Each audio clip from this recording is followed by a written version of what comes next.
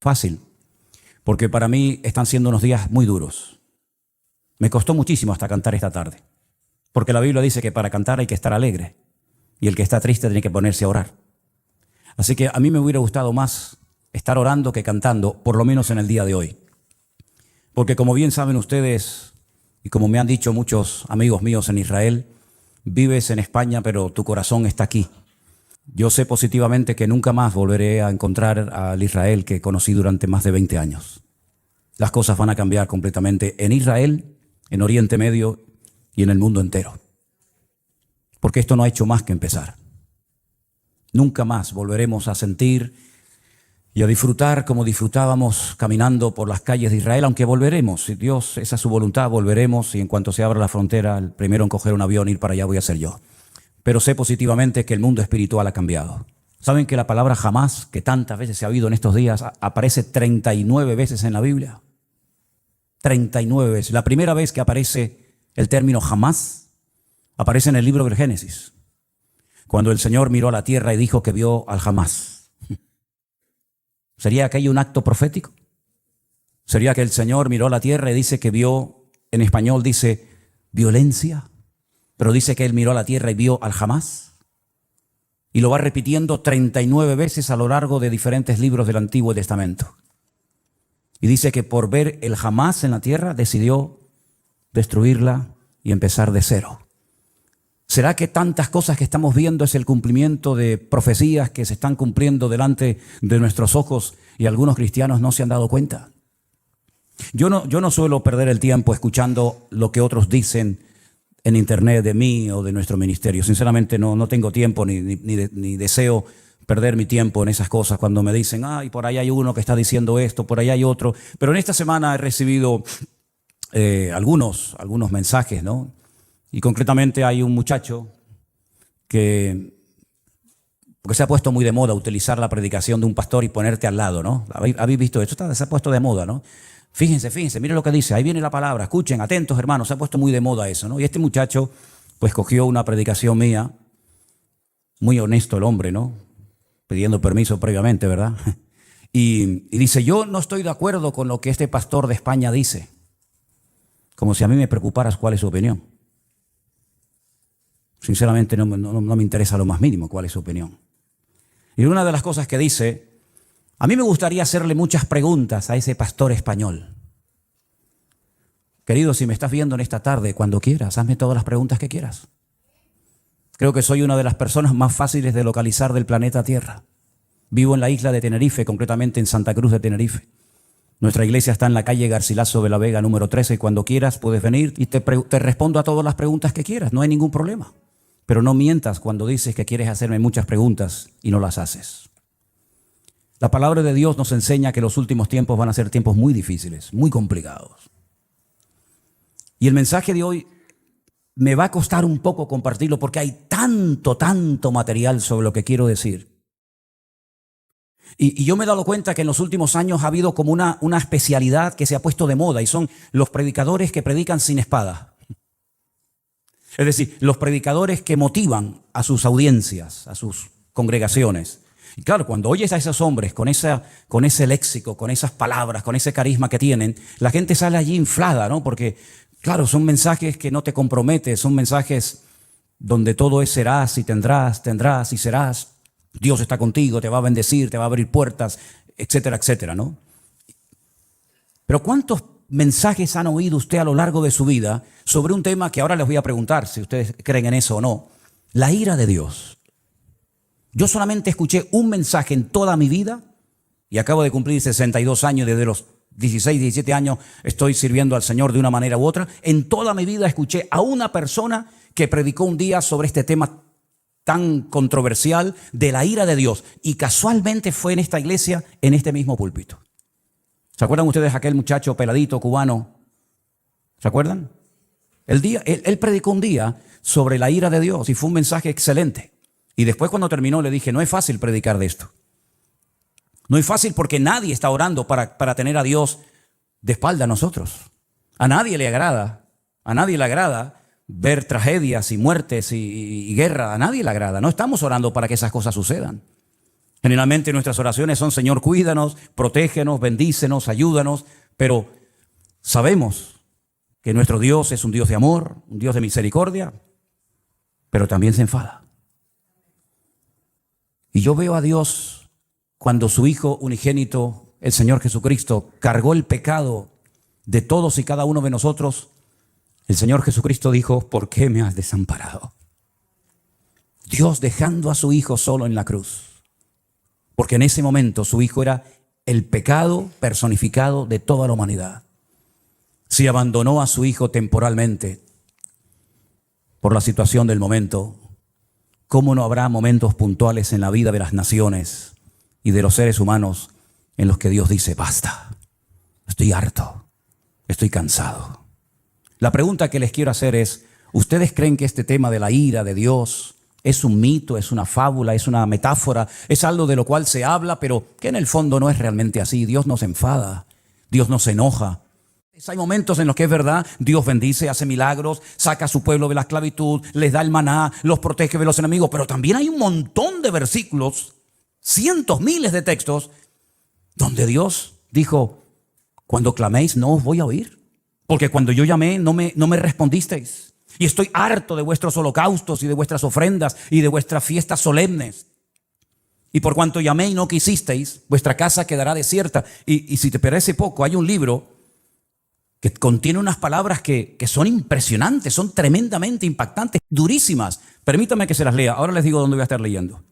Acuérdate, oh Señor, de lo que nos ha sucedido. Mira nuestro oprobio. Y mira nuestra herencia, cómo ha sido traspasada a extraños. Nuestra piel se ha ennegrecido como un horno a causa del hambre. Han violado a nuestras mujeres, a nuestras vírgenes las han violado. Y han colgado a nuestros príncipes y no respetaron a los ancianos. Se han llevado a los jóvenes y los muchachos han desfallecido. Los jóvenes dejaron de cantar. Cesó el gozo en nuestro corazón. Nuestra danza se ha convertido en luto. Cayó la corona de nuestras cabezas. Ay de nosotros, Señor, porque pecamos. Por esto se entenebrecieron nuestros ojos. Mas tú, Señor, permaneces para siempre y tu trono de generación en generación. No estoy leyendo un poema, estoy leyendo la Biblia en el capítulo 5 del libro de Lamentaciones. Es tremendo, ¿verdad? Es tremendo cuando Dios dice: basta, hasta aquí hemos llegado, se acabó. Es tremendo cuando Dios le dice a su pueblo: no voy a oír vuestras oraciones, no voy a estar presente en vuestras fiestas solemnes, no voy a oír. El cielo lo haré de bronce y vuestras oraciones no pasarán del techo. Es tremendo, ¿verdad? Cuando Dios ha permitido cosas tremendas en la historia que han afectado a millones de personas, como por ejemplo el diluvio. ¿Cuántas miles de personas habrán muerto en el diluvio, hermanos? Bueno, nadie lo puede saber con exactitud, pero yo creo que murieron miles de personas en el diluvio. Algunos dirán: bueno, millones. Bueno, está bien, millones. ¿Y quién mandó el diluvio, hermanos? ¿Quién mandó el diluvio? ¿Quién le dijo a Noé: prepárate porque yo voy a mandar un diluvio a la tierra? ¿Quién fue el que destruyó las ciudades de Sodoma y de Gomorra? Si no fue tu Dios, ¿quién fue entonces?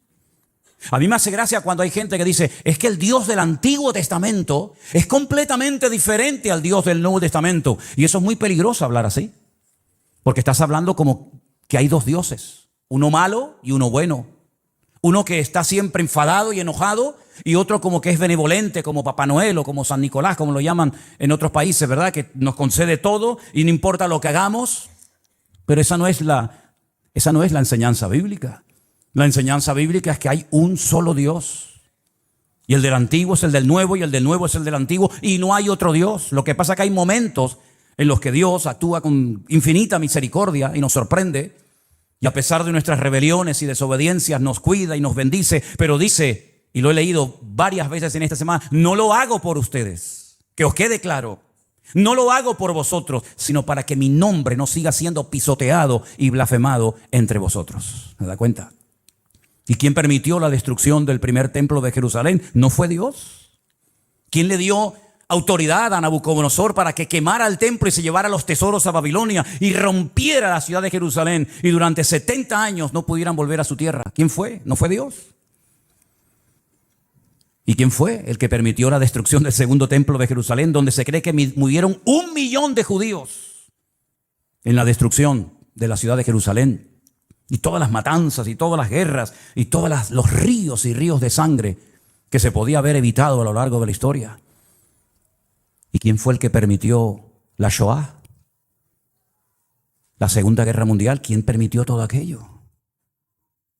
Claro, hay predicadores que se han especializado en mensajes que motivan a la gente, ¿no? En mensajes de aliento, de ánimo. Hay tantos profetas y tantos pseudoapóstoles que cuando uno habla de la ira de Dios, del enojo, del enfado de Dios, como que se les mueve el piso porque dicen, no, yo no estoy de acuerdo con eso. Vuelvo a repetirle, yo no estoy en este lugar para que ustedes me aplaudan o me sigan o me admiren. Yo no estoy en este lugar para tener cada vez más audiencia y que la gente diga en los comentarios, estoy de acuerdo con usted, pastor, estoy de acuerdo. Y aunque estuvierais en contra, me da exactamente igual porque voy a seguir predicando lo que Dios dice en su palabra, independientemente de la reacción de la gente. En esta semana me han llamado miembro de Hamas, me han llamado nazi. En esta semana me han llamado de todo, porque no están de acuerdo con el mensaje sobre todo que di el domingo pasado y con la reflexión que di esta semana sobre estos acontecimientos. Pero yo quiero que una vez más vayamos a la palabra de Dios para que veamos que a veces la historia se vuelve a repetir. Claro, son otras personas, son otros nombres, otros momentos de la historia, pero se vuelven a repetir los mismos errores, pecados y defectos que otros cometieron. Vamos a comenzar a leer en Segunda de Crónicas, el capítulo 14. Y vamos a ver cómo Dios aguanta y soporta y tiene infinita misericordia, pero hay momentos en los que Dios tiene que hablar y actuar e intervenir en la historia. En el capítulo 14 de Segunda de Crónicas se relata la historia de un rey del sur de Judá llamado Asa. Era el hijo de un rey llamado Abías. Este rey dice en Segunda de Crónicas capítulo 14, versículo 1, después Abías durmió con sus padres y fue sepultado en la ciudad de David. Y reinó en su lugar su hijo Asa, en cuyos días tuvo sosiego el país por 10 años. Sí, parece ser que durante 10 años estuvieron tranquilos, no pasó nada.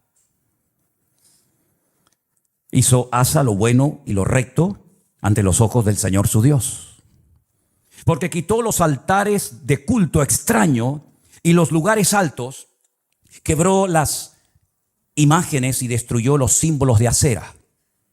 Y mandó a Judá que buscase al Señor, el Dios de sus padres, y pusiese por obra la ley y sus mandamientos. Quitó asimismo de todas las ciudades de Judá los lugares altos y las imágenes, y estuvo el reino en paz bajo su reinado. Edificó ciudades fortificadas en Judá, por cuanto había paz en la tierra y no había guerra contra él en aquellos tiempos, porque el Señor le había dado paz. Dijo por tanto a Judá, edifiquemos estas ciudades y cerquémoslas de muros con torres, puertas y barras, ya que la tierra es nuestra, porque hemos buscado al Señor nuestro Dios, le hemos buscado y Él nos ha dado paz por todas partes. Edificaron pues y fueron prosperados. Si se terminara la historia de Asa con este versículo, podríamos decir que Asa fue un buen rey, porque dice la Biblia que hizo lo bueno ante los ojos de Dios. Pero ¿dónde se prueba la fe verdadera de un creyente? ¿En la paz, en la calma, en la quietud, en la prosperidad? No, ahí todo, mientras todo va bien, todo el mundo funciona y todo el mundo está contento. Dice que él era bueno delante de Dios y comenzó a hacer una serie de reformas y comenzó a fortificar ciudades y comenzó a hacer obras muy interesantes, muy buenas, necesarias también, pero porque había paz, no había guerra en el país. Pero llegó el momento que las cosas cambiaron. Y tuvo también Asa ejército con escudos y lanzas. Tuvo de Judá 300,000. Es curioso, ¿no? El mismo número de reservistas que Israel ha movilizado en estos días, 300,000.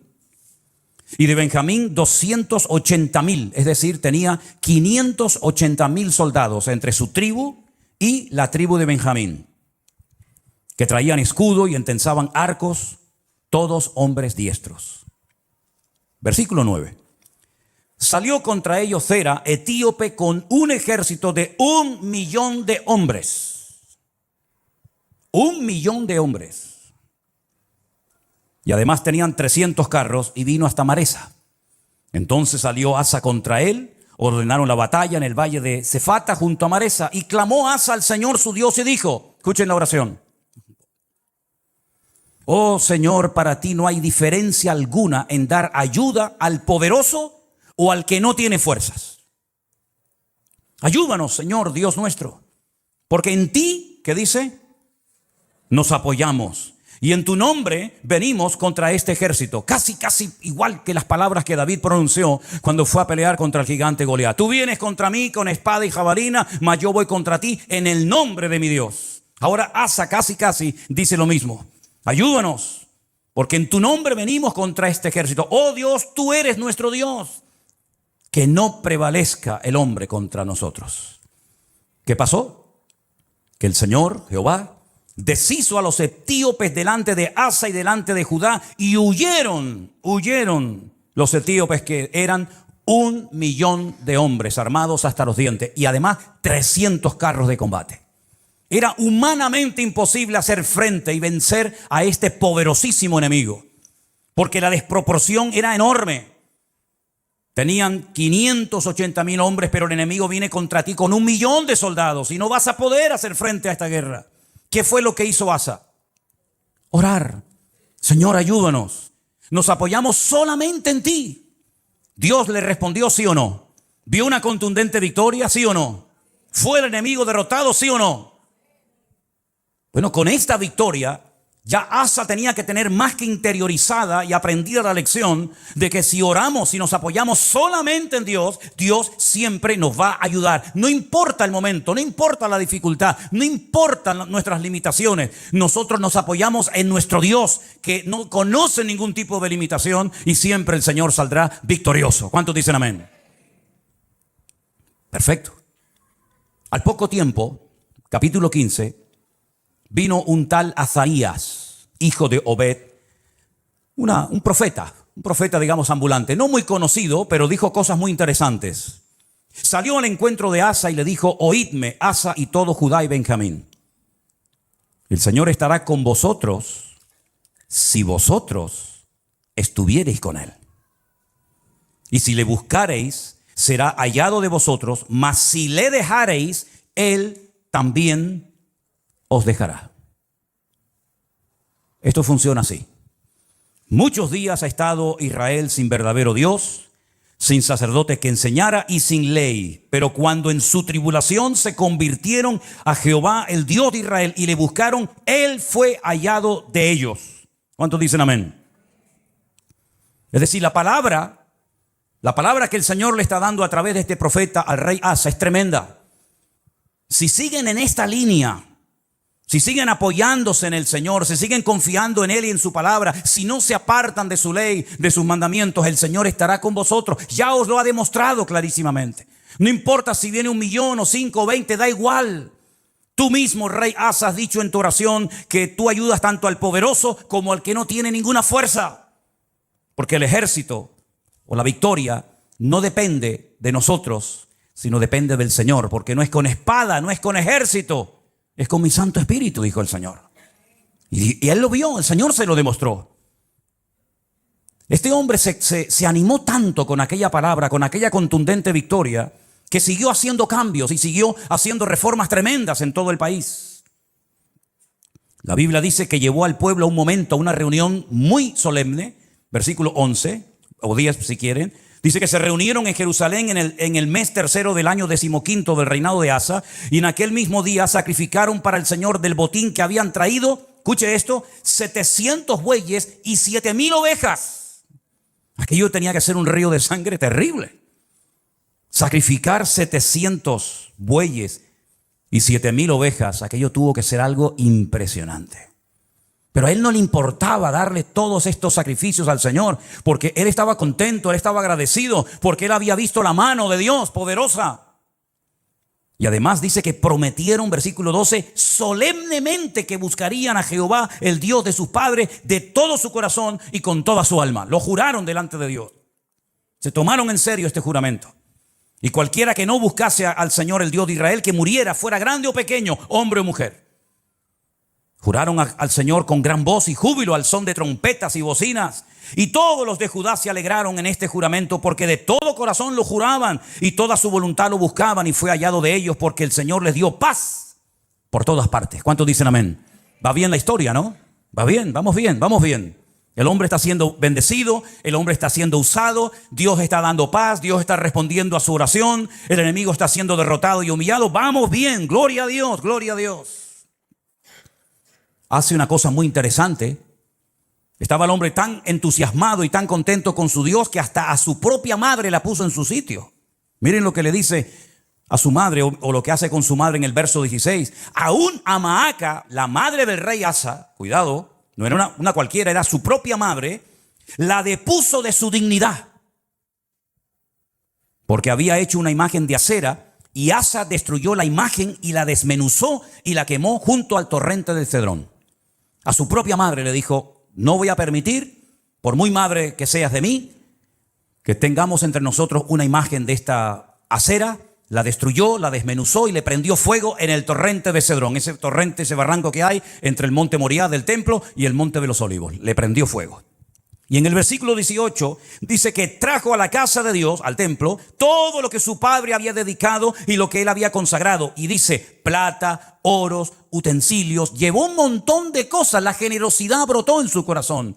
Y dijo: voy a llevar a la casa de Dios, al templo, oro y plata y utensilios de todo tipo. Tremendo.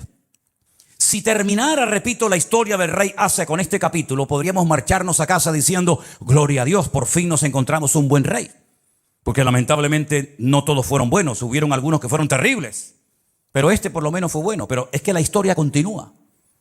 La historia nos lleva al capítulo 16, donde dice que en el año 36 de su reinado, tuvo mucho tiempo como rey, subió Baasa, el rey de Israel, el que estaba en el norte. Ya el país se había dividido. Recuerden esto, hermanos. Estaba Judá al sur con la tribu de Benjamín, y las 10 tribus al norte adoptaron el nombre de Israel. Y entonces el rey de Israel, en este caso se llamaba Baasa, va contra él, fortifica la ciudad de Ramá para no dejar salir ni entrar a ninguno. ¿Y qué es lo que hace Asa? Se supone que tenía que hacer exactamente lo mismo que ya había hecho y que le había dado tan buenos resultados, ¿sí o no? Orar, clamar al Señor, apoyarse en el Señor y poner en práctica el juramento que habían hecho. Nos apoyaremos en ti, confiaremos en ti. Lamentablemente no hizo eso, no lo hizo. ¿Qué es lo que hace? Sacó Asa la plata y el oro de los tesoros de la casa de Dios. Es decir, ayer los entregué al Señor, hoy los vuelvo a tomar. Ayer los consagro para uso exclusivo del templo y ahora tomo todo eso que no es mío. Son parte de los tesoros de la casa de Dios, y lo que hace es que se los envió a un tal Ben-Hadad, rey de Siria, que estaba en Damasco. ¿Y este qué pinta aquí? ¿Quién es este rey de Siria, este tal Ben-Hadad? ¿Qué pinta este hombre en todo esto? Bueno, le dijo: hay alianza entre tú y yo como la hubo entre tu padre y mi padre. Y aquí yo te he enviado plata y oro para que vengas y deshagas la alianza que tienes con Baasa, el rey de Israel, a fin de que se retire de mí. Consintió Ben-Hadad con el rey Asa y envió los capitanes de su ejército contra las ciudades de Israel y conquistaron Gijón, Dan, Abel-Maín, las ciudades de aprovisionamiento de Neftalí. Y oyendo esto, Baasa cesó de edificar a Ramá y abandonó su obra.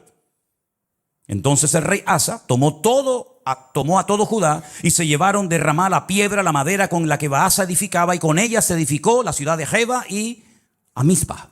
Problema solucionado. Ya está. Pero esto no fue agradable ante los ojos de Dios, porque aunque humanamente hablando se salió con la suya, le doy dinero a un rey de Siria, Ben-Hadad, para que me apoye en la guerra, para que se ponga en contra de mi enemigo. Yo le pago, yo le doy una cantidad enorme de dinero, aunque vacíe la casa de Dios, y así me quedo tranquilo. Pero es que resulta que en aquel tiempo a los profetas, y lo dicen otros textos de la Biblia, se les llamaba videntes, porque eran los que veían, los que leían las circunstancias los que interpretaban el mundo espiritual. Por eso se les llamaba por un tiempo a los profetas videntes, porque veían más allá de lo natural. Porque lo natural, como he dicho muchas veces, es un reflejo de lo espiritual. Y ahora viene este vidente, este profeta, y le dice al rey Asa: por cuanto te has apoyado en el rey de Siria y no te apoyaste en el Señor tu Dios, por eso el ejército del rey de Siria se escapó de tus manos. Los etíopes y los libios no eran un ejército numerosísimo con carros y mucha gente de a caballo. Le recuerda el pasado, le recuerda la historia, lo que Dios hizo por él. Con todo, porque te apoyaste en Jehová, Él los entregó en tus manos. Porque los ojos del Señor contemplan toda la tierra para mostrar su poder a favor de los que tienen corazón perfecto para con Él. Y ahora le dice: locamente has hecho esto. Locamente has hecho esto. Porque de aquí en adelante habrá guerra contra ti. Has abierto una brecha, has abierto una puerta en el mundo espiritual, y a partir de hoy tu vida va a cambiar radicalmente, pero para mal, no para mejor. ¿Qué hubiera hecho usted, hermano y hermana, o yo, si nos viene un profeta como este, Hanani, y nos amonesta y nos dice esta palabra? ¿Qué hubiéramos hecho? Señor, perdóname, lo siento. Así como el profeta Natán, ¿se acuerdan cuando fue a la casa del rey David y le dijo: tú eres ese hombre, tú has pecado por culpa tuya, el nombre de Dios ha sido blasfemado y pisoteado en el mundo de los gentiles? Y David dijo: Señor, perdóname, no quites de mí tu Santo Espíritu, ¿verdad? Y ten piedad de mí, etcétera, etcétera. Lo mismo tendría que haber hecho Asa, ¿sí o no? Era un hombre de Dios, conocía la palabra, había visto el poder de Dios en su vida, en su reinado.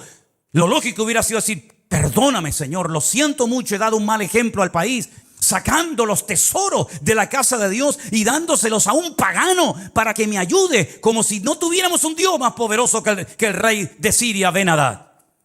¿No te das cuenta, querido hermano, que cada vez que te apoyas en algo o en alguien que no es Dios, el que se lleva la gloria no es Dios, sino el que en la persona en la que te has apoyado? Locamente has actuado. Tú, un hombre de Dios, no tiene que actuar de esta manera. Un pueblo que conoce a su Dios no puede caer en estos errores. ¿Qué dije el domingo pasado? Hay cosas que se hacen en este país o en el tuyo o en muchas naciones de la tierra que no es que estén bien, pero bueno, digamos que no afectan tanto al mundo espiritual. Pero Israel no puede permitirse ser como los demás. Israel no puede imitar a los demás perdiendo su identidad, apoyándose en lo que nunca tenían que haberse apoyado y olvidándose de su Dios. Porque Israel no es un país cualquiera. Israel tiene que ser un punto de referencia para todo el mundo. Tiene que ser una luz entre las naciones, que ese fue el propósito por el cual, o uno de los propósitos por el cual Dios los llamó. Así que has actuado locamente porque tú tenías que haberte apoyado en el Dios Todopoderoso, que te ha demostrado que es un Dios poderoso y que no importa si vienen 1 millón o 20 contra ti, el Señor te va a librar. Y como hemos cantado esta tarde, y espero que no solamente haya sido una canción, sino algo que tenemos claro en nuestra vida: por un camino vendrán y por 7 huirán. Y él sabía ese versículo que hemos cantado en esta tarde. Pero ¿qué pasó? Versículo 10. Se enojó Asa contra el vidente. Se enfadó contra el profeta. Lo mete en la cárcel porque se encolerizó grandemente a causa de esto. No le hizo gracia la palabra del profeta Hanani. No le gustó. Oprimió Asa en aquel tiempo a algunos del pueblo. Mas he aquí, los hechos de Asa, primeros y postreros, están escritos en el libro de los reyes de Judá y de Israel. Ahora escucha bien. En el año 39, pocos años después de su reinado, este rey enfermó gravemente de los pies. Y en su enfermedad, ¿a quién buscó? A los médicos. Como diciendo: ni en mi enfermedad me voy a humillar delante de Dios. No está mal ir a los médicos, ni mucho menos. El Señor dice en su palabra: yo envío sanidad y medicina a mi pueblo.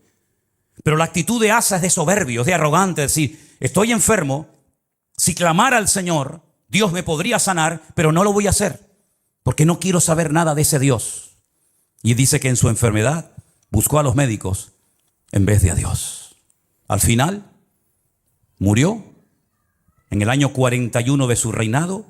Lo sepultaron en los sepulcros que él había hecho para sí en la ciudad de David. Lo sepultaron en un ataúd y le llenaron de perfumes y de diversas especies aromáticas preparadas por expertos perfumistas e hicieron un gran fuego en su honor. Perfumes para el muerto. Y ahí se acaba la vida y el reinado de Asa. ¿Qué les parece? ¿Qué les parece? Bueno, esto al fin y al cabo es una historia del pasado, de la cual podemos extraer ciertas y determinadas aplicaciones y lecciones para nuestra vida. Pero ¿saben qué? El hombre no aprende. El hombre no aprende. Sigue cometiendo los mismos errores, los mismos pecados, y en vez de apoyarse solamente en Dios, que los ha librado tantas veces de ser destruidos y tragados por sus enemigos, vuelven a apoyarse en ejércitos extranjeros, en la ayuda de hombres, en vez de apoyarse única y exclusivamente en su Dios. Hemos leído en esta tarde, espero que hayan prestado atención, el Señor es mi luz y mi salvación. No temeré lo que me pueda hacer el hombre. Ellos tienen una palabra que dice, aunque un ejército acampe contra mí, no temerá mi corazón. Aunque contra mí se levante en guerra, yo viviré confiado. Eso es lo que dice la palabra. Pero eso no puede ser solamente un texto bíblico. Eso tiene que ser una realidad cada día de nuestra vida. Dejemos por un momento a Israel a un lado. Tú cuando tienes problemas económicos y cuando tienes problemas matrimoniales o cuando tienes problemas de cualquier otra índole, ¿en quién te apoyas? ¿En quién pones tu confianza? A ver si nos va a pasar lo mismo que a Asa. El Señor libró a su pueblo de la esclavitud. Podían haber muerto todos en Egipto. De hecho, estaban lanzando a los niños al río Nilo para que murieran. Podían haber muerto en el cautiverio en Babilonia. De hecho, dice que algunos de ellos los lanzaban a hornos de fuego y a otros los lanzaban a fosos llenos de leones. Podían haber muerto en la Edad Media, cuando la corona española junto con la Inquisición comenzó a matar gente por todas partes de España, incluido también a ellos. Podían haber desaparecido en la Segunda Guerra Mundial. Podían haber perecido en cualquier otro momento de la historia, pero Dios siempre, siempre ha tenido misericordia de ese pueblo. Cuando estaban con la soga hasta el cuello, en su angustia invocaban a Dios y Dios les respondía. Y han demostrado a lo largo de la historia que no importa si son poquitos o muchos, la mano del Señor siempre ha estado con ellos. En 1967, 5 naciones tremendamente poderosas con un odio tremendo contra ellos. Porque no solamente sus enemigos se conforman con echarlos al mar, como decían los jordanos en su momento, con echarlos al agua, sino con arrasarlos, que no haya ni un solo judío en toda la faz de la tierra, nunca más. Ya lo intentaron los griegos, lo intentaron los romanos, ya lo intentó mucha gente. Y en aquellos días, una semana de guerra para vencer a 5 naciones, a 5 potencias militares en 7 días. Y al 7º reposaron. Fue más que suficiente para demostrar al mundo que el Dios de Israel es el Dios todopoderoso. Porque ahora no hacen lo mismo. Porque no claman a Dios. Uno tiene que tener una lectura diferente a lo que dicen los medios de comunicación, la prensa, la radio, la televisión, porque si no caemos en el mismo error de los demás. Hablamos como los demás, opinamos como los demás. ¿Qué es lo que está pasando allí ahora mismo? ¿Qué es lo que está sucediendo espiritualmente hablando? Que de eso no te va a hablar nadie. Te va a decir que se quedaron dormidos, te va a decir que se despistaron, te va a decir que estaban de relajo, de fiesta, te van a decir 20.000 cosas, que falló el Moshá, que falló el Chimbet, que falló todo. Pero ¿quién va a dar una lectura espiritual de toda esta cuestión? Nuestra fuente de información no es Internet. Nuestra fuente de información no son los periodistas. Nuestra fuente de información es la Biblia, es la palabra de Dios. ¿Cuántos dicen amén? Vamos a ir a la Biblia a ver qué es lo que nos dice, porque hemos visto que cuando una persona se apoya en Dios, no importa si viene 1.000.000 de soldados contra ti, tú lo puedes vencer. No importa si es un gigante enorme, profesional de la guerra, se le puede vencer. No importa si la ciudad tiene doble muralla, se le puede derrotar. Pero también la palabra de Dios nos habla muy claramente que a veces hay ciertas y determinadas circunstancias que frenan la bendición de Dios. En Isaías, capítulo 24, miren qué texto tan impresionante. Isaías capítulo 24, verso del 1 en adelante. Si quieren, así lo leemos. He aquí que el Señor vacía la tierra y la desnuda, y trastorna su faz y hace esparcir a sus moradores. Sucederá así como al pueblo, también al sacerdote, como al siervo, así a su amo, como a la criada, a su ama, como al que compra, al que vende. Se está acoplando el monitor, hermano. Tienes que bajar el monitor. Hace rato se está acoplando. Al que presta, al que toma prestado, como al que da logro, así al que lo recibe. La tierra será enteramente vaciada y completamente saqueada, porque el Señor ha pronunciado esta palabra. Se destruyó, cayó la tierra, enfermó, cayó el mundo, enfermaron los altos pueblos de la tierra. Escucha bien el versículo 5. Ahí está la respuesta. Sube. La tierra se contaminó bajo sus moradores. No estamos hablando de Japón, no estamos hablando de Latinoamérica. Es el profeta Isaías hablándole al pueblo de Dios, hablando de su pueblo, de su tierra, y les dice: la tierra se ha contaminado debajo de vuestros pies. ¿En qué se basa el profeta para hacer semejante declaración? Ustedes han traspasado las leyes. Número 2, han falseado el derecho y han quebrantado el pacto sempiterno. Quédense con esas tres cosas. Falsearon el derecho, traspasaron las leyes y quebrantaron el pacto sempiterno. Aquí está la clave, mi hermano. Ahí está la respuesta que Dios da en su palabra. Por supuesto, estudié el texto en hebreo, y cuando dice leyes, dice Torot, porque está en plural. Si fuera la ley, diría Torah, pero como dice las leyes, dice Torot, las leyes de Dios. Las habéis traspasado, las habéis quebrantado. Falsearon el derecho, hok.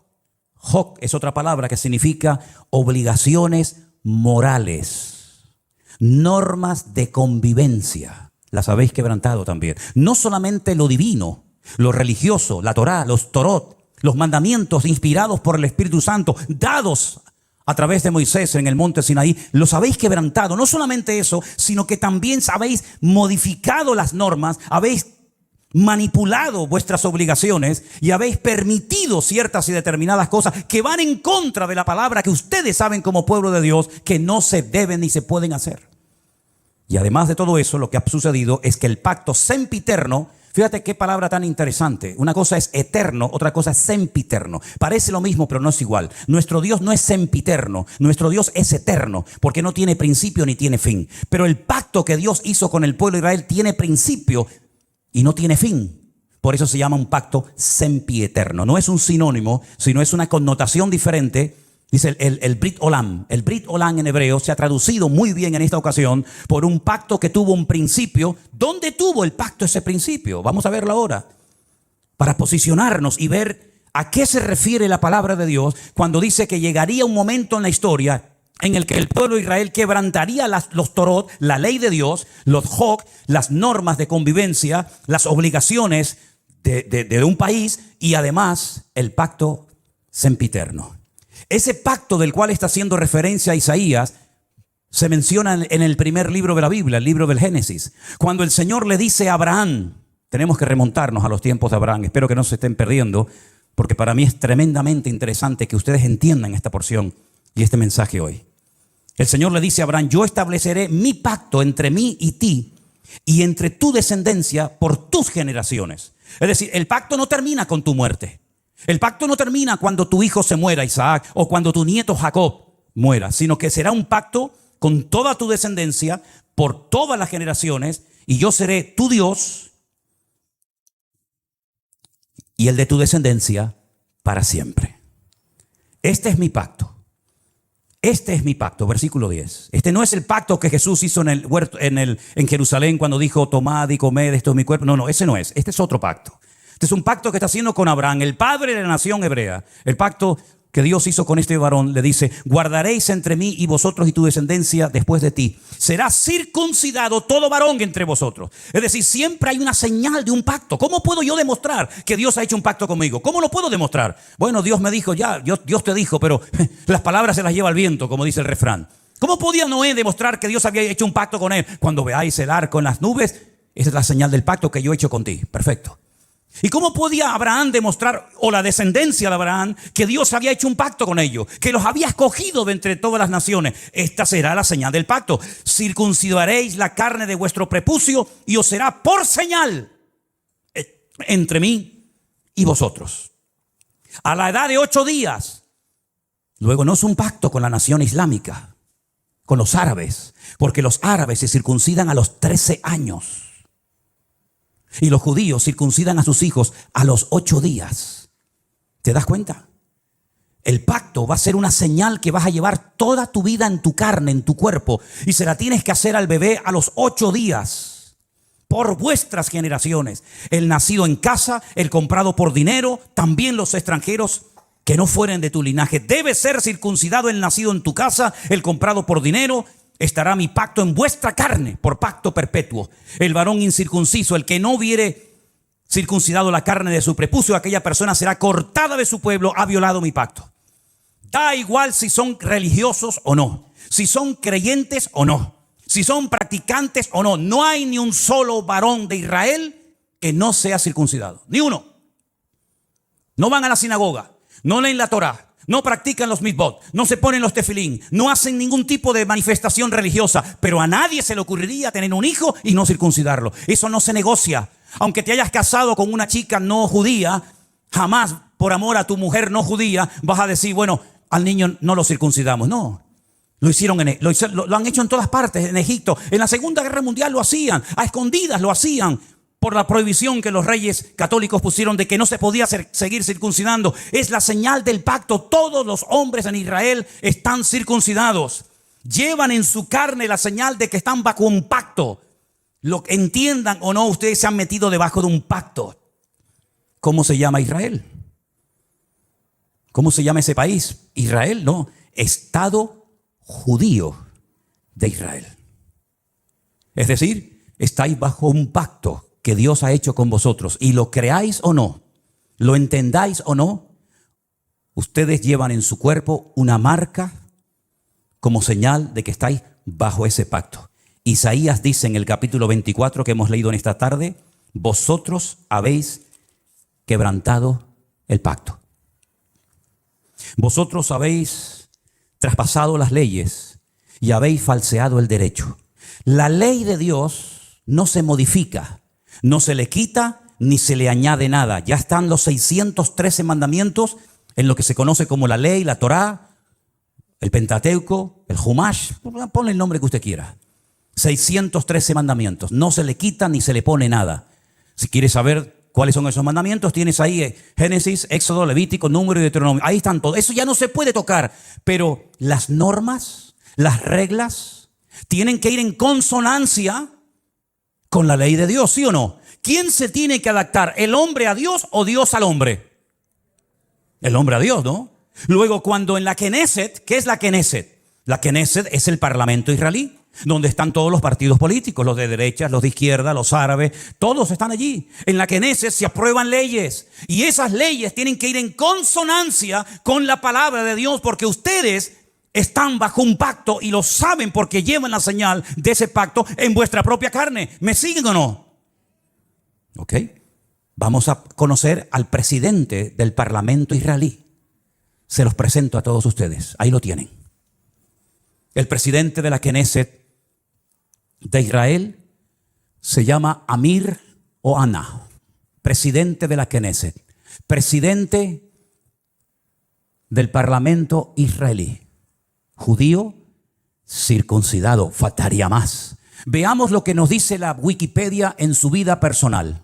El señor Amir Ohana y su pareja Alon Haddad formaron una familia homoparental con un hijo y una hija que concibieron a través de la subrogación gestacional de una mujer de Oregón, Estados Unidos. Sin comentarios. Gracias. Presidente del Parlamento israelí. Vosotros habéis traspasado mis leyes, habéis pervertido el derecho y habéis quebrantado mi pacto. Alguien dijo, no es una frase mía, cuando nos distanciamos de Dios y de su palabra, ponemos nuestra vida en peligro. ¿No les parece a ustedes? Pero la palabra de Dios dice, sin santidad nadie verá al Señor. Llámese Israel, llámese sudamericano, llámese latino, llámese como se llama. Sin santidad nadie verá al Señor. No es un título, una nacionalidad, un pasaporte lo que nos salva, sino el apoyarnos única y exclusivamente en Dios y en su palabra. Pero ahora resulta que ya están tranquilos porque el tío Sam les ha dicho: yo estoy con ustedes. Antes se llamaba Ben-Hadad, ¿se acuerdan? Ben-Hadad. Ahora se llama señor Biden. Pero qué lástima que no haya un Ananí en Israel hoy por hoy. Porque si Juan el Bautista levantara la cabeza y entrara al parlamento israelí, bueno, ya entró en su época, ¿no? Cuando aquel rey llamado Herodes, ¿se acuerdan?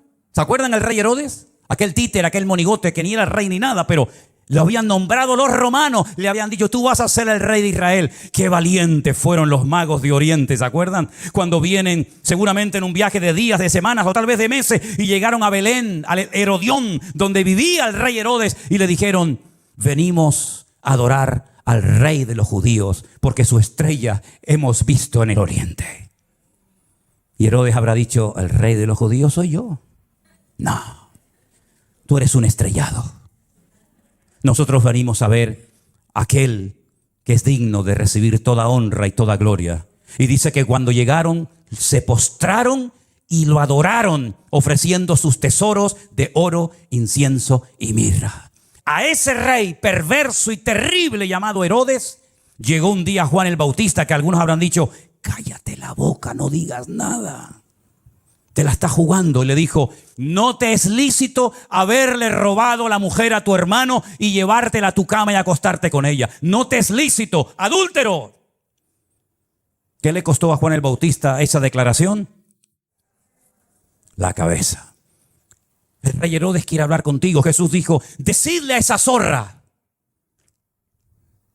Y me dicen a mí que yo soy duro hablando. Decidle a esa zorra. Y no fue a verlo. Y cuando aquel soberbio, arrogante romano le dice: no me hablas, llevo una hora interrogándote, te puedo librar de la mano de tus verdugos y no me contestas, no sabe que tengo autoridad para librarte. Y es entonces cuando el Señor dice: tú no tendrías nada que hacer contra mí si mi Padre no te lo permite. Aquí no se mueve ni una sola hoja de un árbol sin permiso de nuestro Dios. Y no hay nada que ocurra en las naciones de la tierra, y menos en esa tierra santa para Dios, donde Él es el dueño de la tierra, que no lo permita el Señor. ¿Se dan cuenta cómo tenemos que clamar por misericordia más que nunca, mis queridos hermanos? Con semejantes personajes, con semejante panorama. Que Dios tenga misericordia de nosotros. Miren esta fotografía. Miren esta fotografía. Estamos en la ciudad de Tel Aviv. Un montón de gente. Sería muy bueno que la ampliara. Sí, yo sé que se va a perder mucho de lo que dice, pero ahí hay una reunión de oración. Fueron a orar. Y judíos, por temor a que en otras naciones no les dejaran en público hacer una reunión de oración, viajaron expresamente en esos días de Yom Kippur a Israel, porque todos los años se hace en una plaza pública en Israel, se hace un acto de oración, de perdón. Y entonces estos judíos, algunos mayores, otros jóvenes, familias enteras, viajaron a Israel para poder participar en público en las calles de la ciudad de Tel Aviv de una reunión de oración. Y mire lo que dice en la parte de abajo: las personas que se mudaron a Israel sintieron miedo en el único lugar donde no esperaban sentirse amenazados por su judaísmo. ¿Quién impidió esa reunión de oración? ¿Jamás? ¿Hezbollah? Los de la banderita de colores. Y toda la tropa que les acompaña. Interrumpieron una reunión de oración. ¿A quién molestaban? ¿A quién le podía hacer daño que un montón de gente allí oraran a Dios pidiendo por la nación? ¿Qué problema, qué daño puede hacer eso?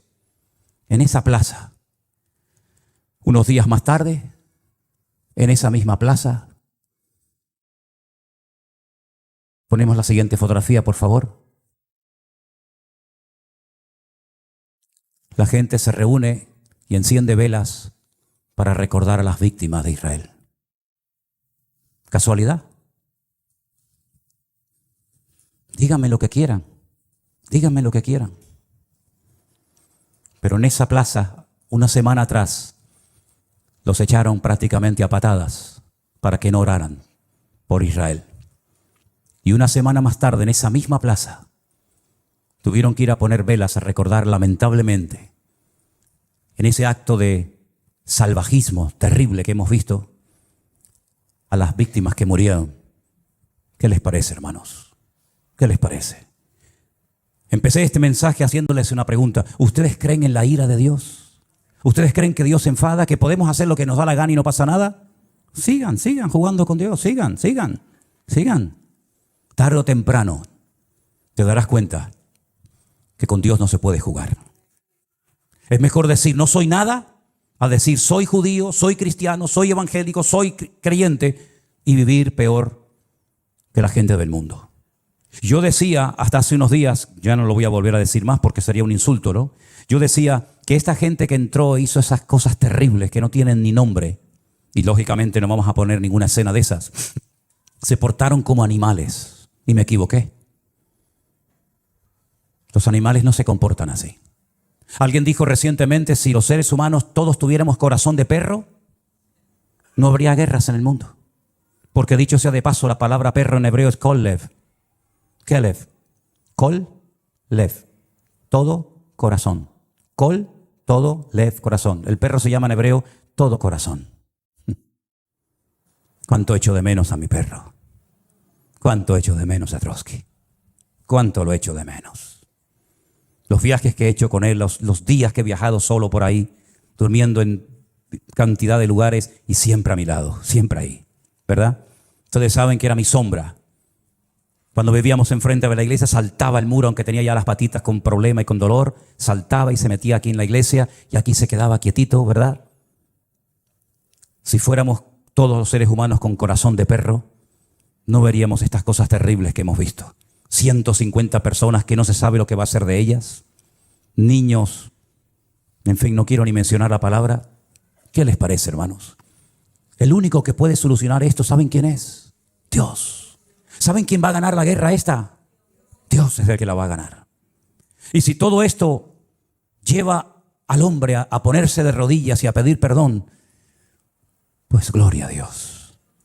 Porque lean ustedes esta semana Sofonías, lean ustedes Joel, lean ustedes Miqueas, lean ustedes el libro de Jeremías, lean ustedes, hermano, el libro de Lamentaciones y os vais a dar cuenta cuántas muertes, cuántas guerras se podían haber evitado si el pueblo hubiera puesto su apoyo y su confianza solamente en Dios. Y no he mencionado lo peor. Lo voy a mencionar así de pasadas, pero no nos olvidemos que un papa pidió perdón, ya tarde, pero bueno, por lo menos pidió perdón por la Inquisición. Un rey español pidió perdón por haber expulsado al pueblo de Israel de España, robándoles todas sus posesiones y mandándolos con lo opuesto. Alemania pidió perdón hace años por lo que había hecho y mira qué país tan bendecido y tan próspero es Alemania. Pero el pueblo de Israel, que yo sepa, pueblo que amo, y si pudiera ir allí ahora mismo iría, nunca pidió perdón por haber matado a mi amado Señor San Jesucristo. Nunca lo hizo. Es más, su nombre es blasfemado cada día. Entonces, queridos hermanos, ¿tiene o no tiene Dios misericordia de nosotros y de su pueblo Israel? Por lo tanto, mis queridos hermanos, o espabilamos y doblamos nuestras cabezas, o los próximos seremos nosotros. ¿Se acuerdan lo que me dijo aquel rabino en aquel muro aquel día? Ahora es Ucrania, pasado mañana será Israel, después seréis vosotros. ¿A dónde van a ir esos miles y miles de refugiados? Jordania no ha abierto sus fronteras diciéndole vengan, tenemos un país enorme, grandísimo, de miles y miles de kilómetros, vengan aquí. Al fin y al cabo los palestinos, ¿de dónde eran? Eran jordanos. Los viejos que viven en Israel, ¿qué pañuelos se ponen en la cabeza? ¿Con qué se ponen en la cabeza? ¿De qué color es? ¿De qué color es? ¿Blanco y negro? No. Blanco y rojo. El pañuelo de Jordania. Miren la bandera de Jordania, miren la bandera palestina. Son iguales, simplemente que han puesto ahí una estrella. Pero Jordania no ha dicho, vengan para acá, les recibimos. Arabia Saudita no los ha invitado a venir. Los iraníes, que tanto los aman y los apoyan, Qatar, país rico, no ha invitado a ninguno de ellos. Todos los quieren, pero lejos. ¿A dónde van a venir todas esas personas? ¿A dónde vinieron los sirios cuando fue la guerra en Siria? ¿A dónde fueron los libios? ¿A dónde van a ir? A Europa. Aquí tienen pagas, aquí tienen comida, aquí tienen todo lo que sus hermanos árabes jamás les van a dar. Así es que he dicho muchas veces, lo mejor está por venir. Pero bíblicamente, para ciertos sectores de la tierra, lo peor está por venir. Porque si les interesa el tema, lean esta semana detenidamente capítulo 38 y 39 de Ezequiel. Ahí te dice quién va a atacar y cuándo lo va a hacer. Y no son estos, ¿eh? Hay un dato tremendamente significativo. Esta guerra va a terminar, por supuesto que sí.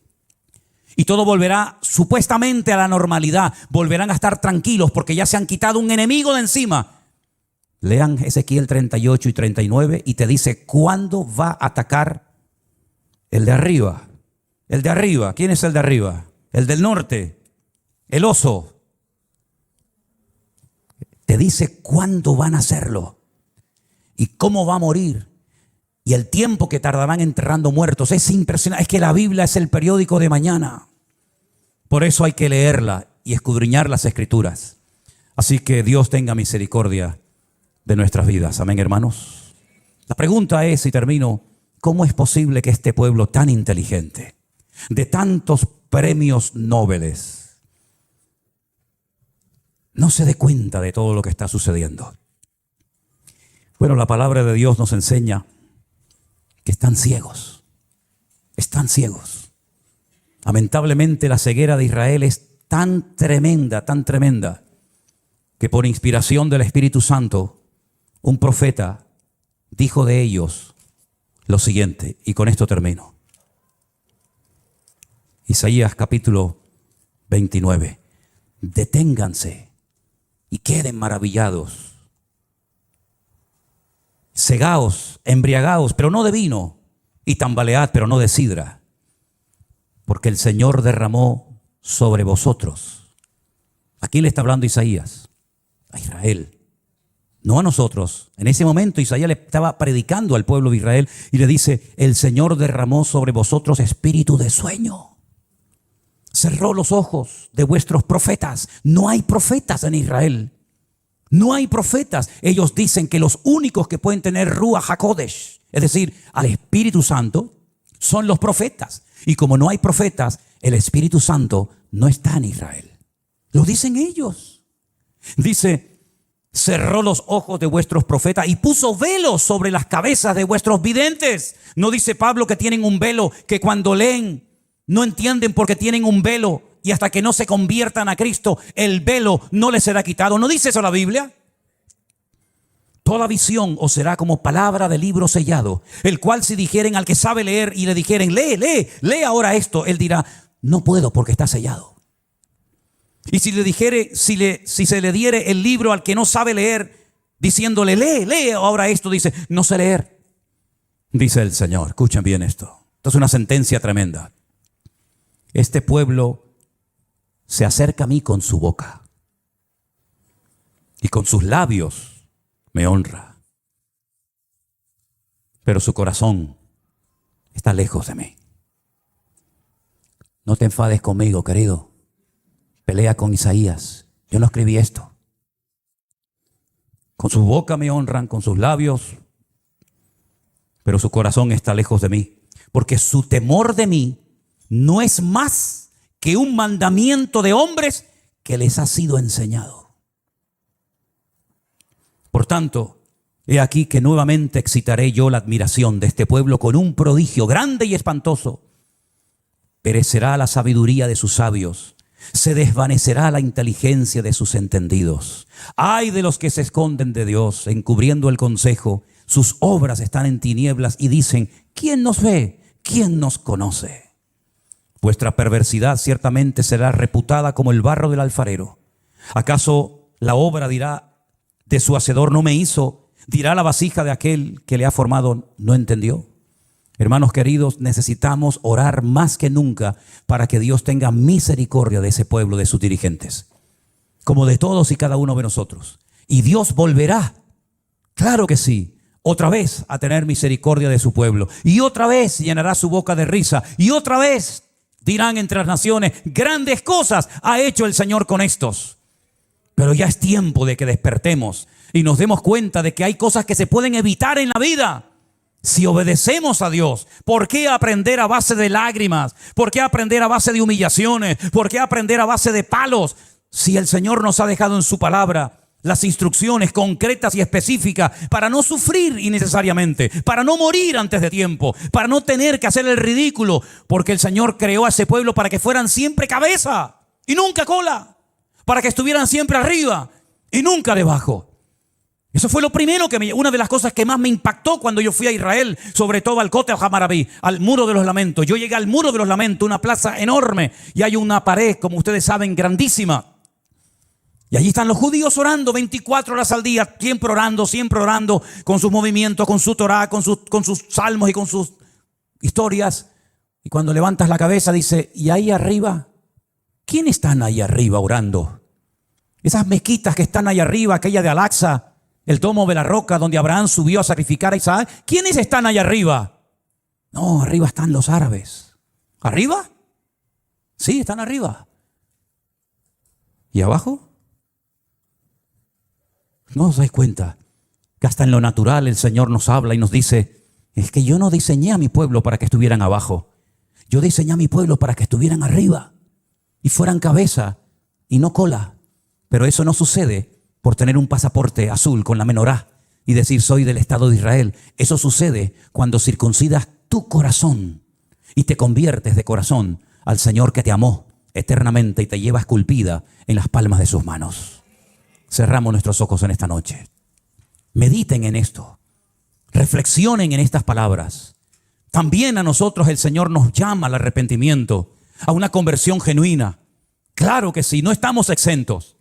Si esto se hace con las ramas naturales, ¿qué no se hará con las ramas que hemos sido injertados en el olivo verdadero? Por lo tanto, mis queridos hermanos, aprendamos la lección. Dios viene a buscar un pueblo sin mancha y sin arrugas. Que Dios se apiade de nuestras vidas. Repasemos todas estas lecturas, estos textos bíblicos. Y por encima de todo esto está nuestro amor al pueblo de Dios, el remanente verdadero que habita en Israel. Nuestros hermanos en Cristo que alaban y honran al Señor como nosotros. Los que se guardan del pecado, de las contaminaciones de la carne, los que van contracorriente, aunque sean criticados, aunque sean perseguidos, aunque sean objeto de burla, pero allí están